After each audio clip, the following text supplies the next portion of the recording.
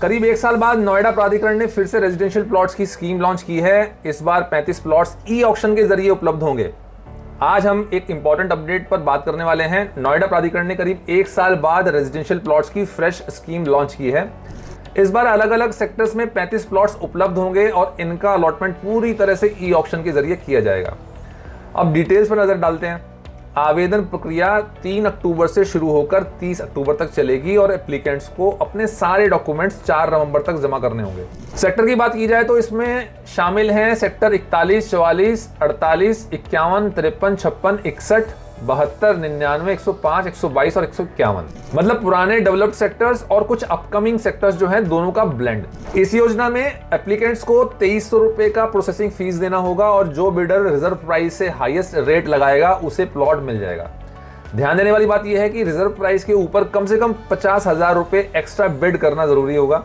अब इससे फायदा और चुनौतियां समझते हैं। एक तरफ गवर्नमेंट के लिए यह स्कीम रेवेन्यू जनरेट करेगी। अनुमान है कि रेजिडेंशियल, इंस्टीट्यूशनल और इंडस्ट्रियल प्लॉट्स मिलाकर करीब 450 करोड़ रुपए की आय होगी। दूसरी तरफ बायर्स और इन्वेस्टर्स के पास मौका है रजिस्टर्ड प्लॉट्स लेने का, जो फ्यूचर में काफी वैल्यूएबल हो सकते हैं। लेकिन दूसरी साइड भी क्लियर है, ई ऑक्शन सिस्टम में बिडिंग वॉर की वजह से रेट्स जो है वो हवा में चढ़ जाते हैं, पर जरूरी नहीं है कि उतनी ही तेजी से एमिनिटीज डेवलप हो जाएं। कई बार देखा गया है कि बायर ने हायर प्राइस पर प्लॉट ले लिया, लेकिन नियर बाय कनेक्टिविटी और इंफ्रास्ट्रक्चर प्रोजेक्ट्स डिले हो गए।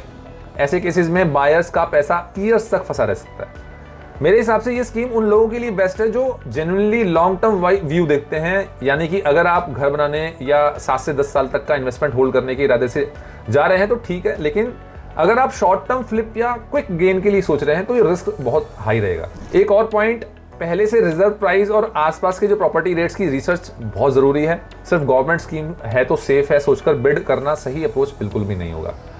अंत में मेरा कहना यह है कि ये स्कीम एक मौका भी है और चैलेंज भी है। कौन स्मार्टली इसका फायदा उठाता है, ये बायर्स की सोच और तैयारी पर डिपेंड करेगा। आप बताइए कि क्या आपको लगता है कि ये 35 प्लॉट्स जो हैं वो आम बायर्स को मौका देंगे या फिर केवल एक बड़े इन्वेस्टर्स का खेल बनकर रह जाएंगे? कमेंट में अपनी राय जरूर दीजिएगा और अगर ये जानकारी यूजफुल लगी हो तो वीडियो को शेयर और लाइक करना बिल्कुल मत भूलिए। Thank you so much.